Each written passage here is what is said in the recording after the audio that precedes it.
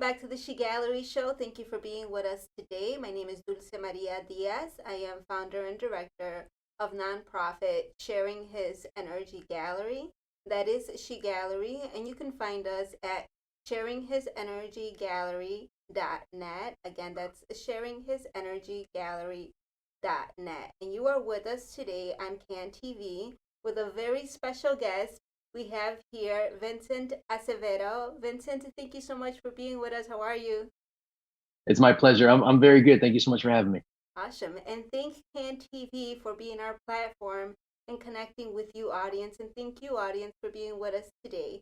Today we have a very special segment. We're celebrating a fundraiser that we are having here in Chicago with some really awesome comedians. And Vincent Acevedo is one of the comedians that is going to be helping us during this fundraiser.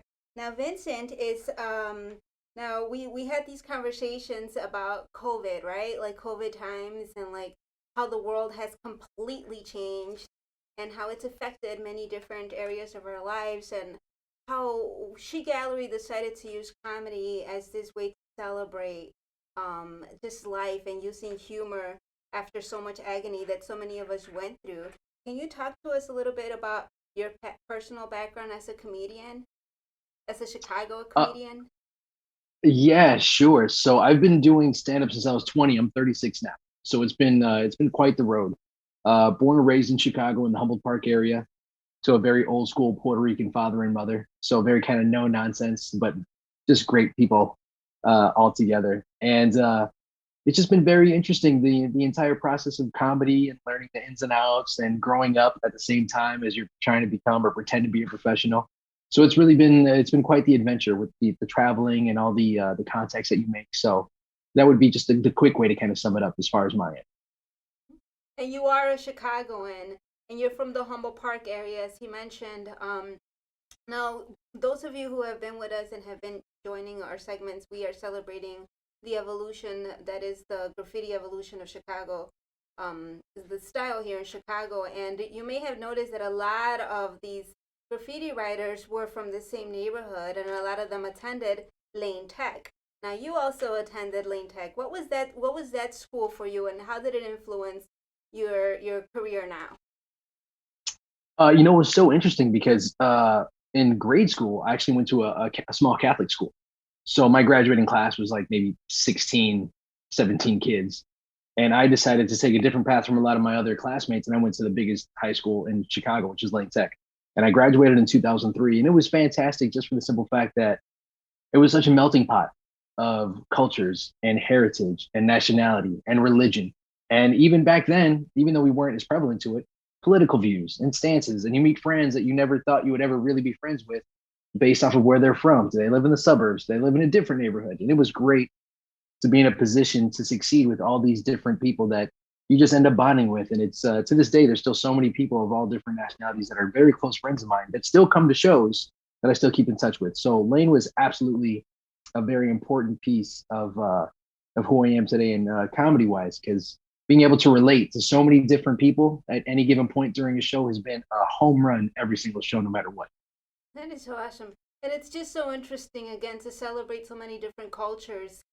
Lane Tech for the evolution guests that we have had. This was guests that they've met in the 70s and the 80s. That's when they were going to school. And here we have many generations later still being affected by these many different cultures, which is a very beautiful thing, very interesting to see the benefits of having mixed cultures, right? It seems like people are more encouraged, and this diversity really enriches these people to become creatives in many different ways, including yourself. You kind of fell into your career just by staying true to yourself and what it is that you enjoy doing. Do you want to talk to us a little bit about how you accidentally stepped into this profession that you've stepped into? Yeah, sure. Actually, two of my best friends growing up through grade school and into high school, and they actually went to a different high school once we graduated grade school. They went to St. Patrick's High School. It's my buddies Mike and Joe, and they were half Polish, half Irish. And me being a Puerto Rican descent, again, just totally different worlds to the extreme. But their mom treated me like a third son. Their grandmother treated me like a third grandson, and it was fantastic. So it was like a second family. And there was just nothing better than just again having those kind of mixes that I was just able to kind of pull from. And I mean, I can't explain how important it was to be able to be exposed to so many things like that, and just to kind of circle back around uh, to the whole high school thing. The fact that we had split up really didn't matter. Like we were close enough friends where it was going to happen no matter what the case was. We are still going to hang out, and I loved making them laugh. And it's always easy to make your friends laugh, but it's always a whole different ballgame to make strangers laugh. But they always kind of egged me on, and they dragged me out when I was 20 and the older brother was 21. He got us into a bar, and there was an open mic, and he was like, "You should do it." And I was totally against it. He was like, "No, no, no, really, you should try it out." And I went, tried it out. I think at the time I just quit working at Blockbuster part time, so I had some jokes about Blockbuster, which is really aging myself as far as comedy, and ended up making a couple strangers laugh. And as soon as that happened, I was totally hooked. And that was pretty much it after that. So from having one stand-up comedy that you just went up there and naturally never thought about this, just hey, I'm gonna wing this, you found your passion. You found joy in making other people laugh. And you chose to continue to do this as a career. What made you, or what point did you say, you know what, I'm gonna continue to do this? And at this time, you were actually going to school, studying communications, which also has helped with your stand up comedy. Do you want to talk to us a little bit about when you made this decision to go full time comedian and how communications affected that decision? Sure. I was actually going to Northeastern Illinois University. I decided to keep it local once again, just because I knew what my comfort zone was. I had done traveling. I have family that's in just like anybody else outside of Chicago, and I had seen quite a bit of the country already. But to me, there's just no place like home. I love that comfort level. Um, so essentially, what ended up happening is I was taking communications because I really didn't know truly what I was going to do career wise. Because the only thought that I had is I had firemen that were in my family, and I thought that was going to be a great job. So that was something that I kind of was leaning towards. But as time went on, and I would continue to do shows, and I kept getting booked, and then travel started to happen for this career that I never thought was going to take off or really do anything. And I became more and more enveloped in it. And I became more and more encouraged by some of the things I was hearing, like, "Hey, that was super funny. Hey, we can't wait to see you next. Where are you going to be next?" And just little by little, it kept reeling me in like a fish on the hook. And after that, there was a point where I think I was only 13 credits away from my bachelor's degree in communications. And I had started traveling so much that I just decided to kind of like jump headfirst into it and just go for it. So now, you know, 16, 15, 16 years later, I'm still going. It's been great. That was a huge risk that you took there. And being 13 credits away, you were that sure of your passion. What is it um that made you be so sure? You know, you mentioned something about your father and your father being somewhat of an influence to this risk. Do you want to talk to us a little bit about how your father indirectly influenced you to follow your passions? Sure. What's so funny, he was one of my harshest critics also. He was one person that did not want me to get into live entertainment. And I had no idea why up until later on when I realized that he was actually an entertainer himself. He was a musician. He was a trumpet player for a salsa band during his heyday. And he was with a group of guys that were touring. They were, you know, creating this great music. And little by little, somebody would get married or somebody would have a kid or somebody may pass away on accident. And just little by little, the members of this group kind of started to kind of splinter apart, and he kind of saw how hard it was. And then he met my mother. And then after that, he was going to have me, and he decided that that was it. It was just time for him to walk a different path. But there was, for such a long time, I started to kind of travel, and he had such fear of me kind of following his footsteps. And deep down inside, I kind of wanted to continue what he was already doing, which was entertaining people and making people smile. Because whether you're doing music or poetry or comedy or magic tricks, there's somebody in the crowd that needs that entertainment, needs that way to vent or to kind of blow off some steam. And this is, there's not a lot of people that are willing to kind of sacrifice their own personal life or personal relationships to make other people happy. And you don't realize how important it is until you get a message online like, "I was at the end of my rope, and then I saw your show and I feel so much better." Or, "I just beat cancer and I saw your show and I haven't laughed that hard in 6 months." And it's those little things that, as much as you're ready to give up because the money is hard, the life is hard, those are kind of the reasons that you stick with it. That's really awesome. And again, this is following a true passion. It's something that came very organic, very natural. And we often talk in this segment about being true to yourself and staying true to your passions. And this is something that fell into your lap. You found your passion. You followed your passion fearlessly. And you found that, of course, your family worried for you, but then your family supported you, and you went through many challenges, as many people who follow their careers do. Do you want to talk to us about those challenges? What made you almost give up, and what helped you continue? Um, I feel like we would need another 2 hours, but we're gonna try to shrink this down quite a bit. I think it's kind of just like anything else where you start to run into a lot of obstacles that you're not ready for, or that you are not adult enough to know how to understand how to deal with those kind of situations. Comedy, just like anything else, whether it's a regular job or whatever the case is, some type of other career, you're gonna run into people that you love working with and people that you don't like working with. Or you're gonna run into. I mean, I've had so many situations where I invest my money, I buy my own flight, I pay for my car rental, pay for my own hotel, get to the show and the show's canceled and the promoter's nowhere to be found. Or you do the show and the promoter's like, we had a light crowd, we only have this amount of money to give you. And we're like, well, we agreed to this and it doesn't matter. So you have those situations over and over and over again, and you start to kind of get a little disheartened. And there was a point for me where I was booked a lot and I just wasn't paying the bills. And it was rough to make everybody else happy, except for yourself. But again, uh, being able to put yourself in a position to succeed, even when things are at the worst, and to know that you overcame it. I was very lucky. A lot of it is luck. There's a lot of people that have a lot of really good skill, are very talented. They just give up because they're not at the right place at the right time. And I've been lucky enough at some points where I was at the right place in the right time. And me working on me getting a phone call to do cruise ships was a big deal for me. That helped me to really be able to pay bills and financially be able to take care of my family to the best of my ability. Okay. And that's So that awesome. saved it for me. Yeah. And that is a great example of true dedication. And he mentions this thing called luck that I don't believe in. I believe that when you work really hard, God watches you, and nothing, no good or bad deed goes undone ever. Especially when you're doing something from the bottom of your heart, which you always did. You did this obviously not for the money, you struggled.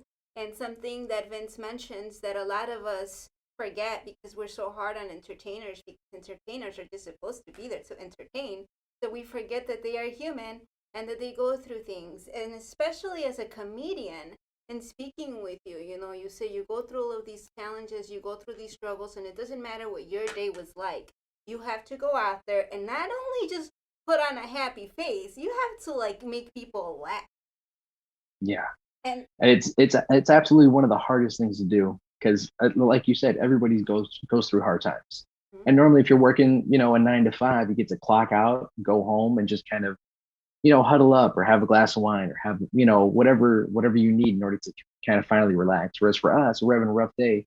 We're having a rough day the entire morning until the evening, and then we have to try to find it within ourselves to get on stage and do our job still and make people laugh because that's what we're there to do. And it's one of the hardest things to do, to get inside of yourself to kind of pull that energy and to still get the job done, knowing that you're already pretty tapped out. But that's just, it comes with the territory. And something very special again, in speaking with Vincent, getting to know something about his comedy and the way that he practices his comedy is we talked about, he mentions these cruise ships or these opportunities they came about, and now he finds himself having to do repeated gigs, repeated gigs, repeated gigs. When you and I go to a concert, we go see a concert, we see this musician, we're gonna hear the same songs. It's the same songs that we hear on the radio. So comedians, you've noticed, sometimes rehearse the same script. You made sure you didn't do that. So you've developed not only something that drove you to become a comedian, which was a very personal relationship with your audience, but also in your continuing work.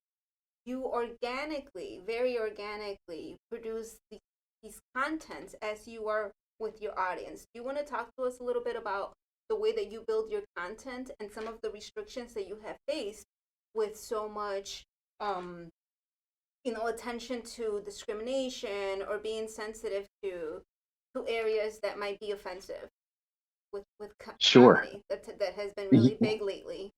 How do you deal with that? Yeah, it's very tough. There's a lot of comedians that if they're already established and they already have their money in the bank, it really doesn't phase them too much. It's a lot of the middle ground comics um, that are still working, that still have a career, but we have to be very, very careful about the steps that we make or the things that we talk about. We could easily have our contracts canceled, or we could lose gigs, or we could lose jobs based off of just certain jokes. For me, like after 15 years, I have a bunch of material that I love to do, but I also know there's some material that a few years ago was hilarious. And now if I were to try to do it, it wouldn't go over well whatsoever. And there's a lot of things where, Crazy. politics, religion, culture, whether you are, your sexual orientation, like there's a lot of taboo things that have become very heightened as far as triggers. So it got to a point, especially working on the cruise ships, on a big ship, you're doing 7 shows in 7 days.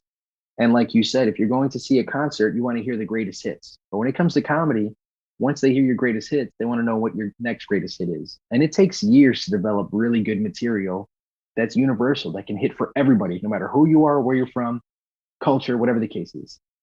So I got to a point where I was like, I know how far my material can take me. And I decided to start kind of working with the crowd and not like a survey. I'm not, it's not a census when I'm on stage, but I'll ask somebody like, where are you from? What do you do? They'll give me a little bit of information. I'll goof off with that and I'll build it and then I'll go to somebody else. And I start to kind of intertwine all this information that I get and I'm able to do callbacks for the rest of the evening to people. And they're never expecting what's going to connect or how I'm able to get this web to start really coming together. And for me, for whatever reason, it works and we end up having a good time because I love talking with people instead of talking at people. And it's hard to do crowd work like that and have it be successful because it's just a dangerous way to get the job done. But sometimes it just really works well for me and I really enjoy it.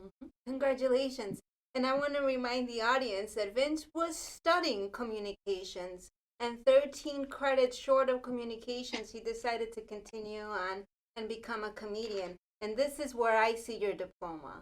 This is where I see that you have earned your degree, whether you have a sheet of paper or not. This is where communications took you. And I remind the audience, and I'm sure I didn't get a chance to share this with Vince, but when I was studying business for the arts, that helped develop Sharing His Energy Gallery, it was through a program that I was never ever accepted into. And I continue taking the courses, and I'm taking the courses, and I'm applying, and I'm being rejected, and they're taking my money. They don't care. And I'm paying, and I'm like, okay, God's telling me to do this, so I'm doing it. I'm following my heart. I'm following my passion. I never got the diploma. The program discontinued, doesn't exist anymore, but I took away what I needed to create what I needed to. And sometimes that's just the way that things work when you follow your passion and you follow your heart and you're doing it for nothing else than that. That is what I see happen to you, and you have been taking all of the right steps, not being afraid, not stressing over, oh, I didn't, finish my 13 credits. What's my family going to think? Who am I going to disappoint? And here you are, not even really realizing that you have gained a great deal of experience from those communication traits, from growing up in a culture so diverse like Lane Tech, and for having parents like yours who you are now living their dreams through. And now you have your own son. And when asking you what would happen if your son decides to become a comedian, what would happen? I would like to say that I would like him to do what just makes him a good human being. So if he decides that there's something that he wants to do that I don't understand or something that I would be scared for, I just know what my reaction was with the pushback I got with my father, and I would never want to repeat that mistake. So I just want to give him the alley oop, and if he gives it a slam dunk, then great. But I never want to have my son look at me like, oh, I would have done it had you supported me. Like I just want to go ahead and be there to back him up. Just hope for the best. That's awesome. You want to talk to us about some of your biggest breakthroughs, some of your most exciting moments, and some of the people that you've had a chance to work with that has been very exciting for you? Sure. I've had the opportunity to actually open up for a lot of really big names across the country. One would be Brad Garrett. which was the older brother from Everybody Loves Raymond. It was an absolute sweetheart. Opened up for him in California. Also, the Wayans brothers, same thing. Worked with Dion Cole, who was actually a big character in Blackish, and he's a Chicago product. He's fantastic. Lil Rel, who's another Chicago product, worked with him quite a bit on the south side of Chicago, doing huge movies and stuff right now. Um, there was John Witherspoon, who was on Friday. He played Pops, and he was on tons of TV and tons of movies. He was such a great comedian. Donnell Rawlings, who was on Chappelle's show, he was wonderful. I mean, technically the list can just kind of go on and on with kind of things that I've been lucky to do. It's just, well, you don't believe in luck, but me, I'm a little bit more of a gambler, so I do believe in luck. And whether it's hard work or not, things have come my way, and I couldn't be happier for the memories or the things that have just kind of worked out for me, whether it was hard work or just being at the right place at the right time. And when Those you're, would just be a couple to name a few. yeah, congratulations. And when you're in these situations and you look back at those times that you were struggling, what is it that you, what is it that you reflect on, and what advice can you give to those that are right now struggling with their comedy career, especially in the midst of a pandemic? Um, I think the biggest thing to try to pass down is that, like anything else, everybody's going to have their opinion of how things are supposed to be, or what comedy is, or how comedy is supposed to be done, or what a comedian is supposed to act like, or what you're supposed to do on stage, or this is the only way to make people laugh. There is no one way to make people laugh. As long as you are on stage and you are attempting to make people laugh and you're doing it, it doesn't matter if you're doing hand puppets or balloon animals or whatever the case is. If you are successfully making people forget about their problems in the crowd, then you're doing a good job, because that is what it all comes down to. You're helping people forget about their problems and just have a moment of levity that they probably weren't expecting up until they sat down. And whether they know you as a comedian or not, because most of the time, if I'm opening up for a headliner, they don't know the middle act. They just know I'm part of the show. And if I'm able to get them to laugh and they have no idea who I am, then that's an even better situation. And that means I'm definitely doing my job. And that's pretty much what it comes down to. You just want to see smiles. That's awesome. And something else that Vince mentioned when speaking to him about giving advice to those that are starting out is to be prepared. Be prepared, as you mentioned earlier, for those struggles. To be prepared for that, have thick skin, and to continue to follow your dream. If you know that you have thick skin, you have to have thick skin when you follow your dreams. That's for any dreams. Um, Now, COVID stopped the whole entire world, and it did for you as well. But at the same time, your world started because you got some bittersweetness out of that by enjoying and growing with your son who had just been born. What else did you do during that time to continue with your comedy career, and how did you continue to network with other comedians during the time and connect with the audience? What's so interesting was that everything shut down. I think I just got home and finished doing a cruise. And I got home literally the day after everything had shut down. My son was born last February, and I was home to be able to kind of really enjoy a year and some change so far, just to have daddy daycare, and just to be with him, and to be with my family. And it's been great, because there's a lot of parents that don't get a chance to ever enjoy anything like that. So it's been a huge learning experience, because I've never had children before, and I was absolutely terrified and afraid that I was going to be awful as a dad. Like, am I going to break him? Am I going to drop him? Is his arm going to fall off? Like, I didn't know, I had no idea what was going to happen. But to just kind of learn, and to, there's never a point you're not growing up or learning stuff. And it's just been such a treat. And I used to always make fun of kids, and I'm like, I would never do it. And I have my son now, and I'm like, it's the greatest thing in the world.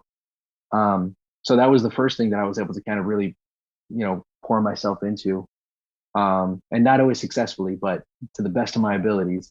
And then, as far as trying to keep in touch with the other comedians and trying to continue some entertainment, I had some buddies of mine that had podcasts. I had others that had radio shows, things that I could just call in on.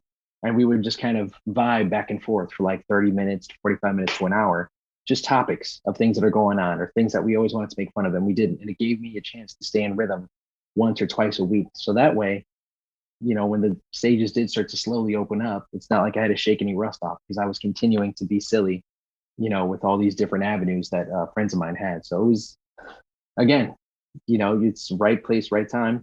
and uh, and I was super excited.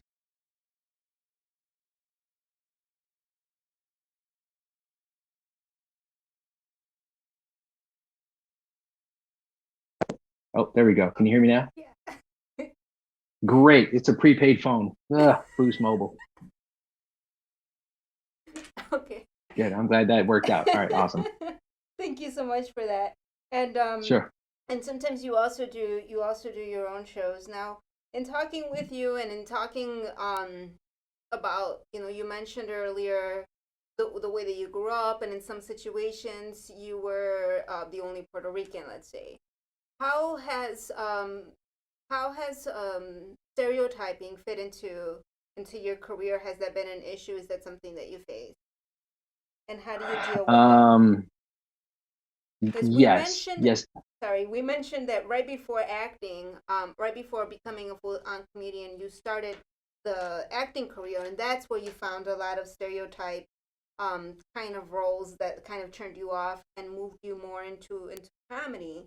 How do you feel? Like earlier we talked about with comedy, there's sensitivity now with making sure that nobody's feelings are hurt, and in acting, that's what you're doing to the actor. You're stereotyping, so you're kind of hurting their feelings, right?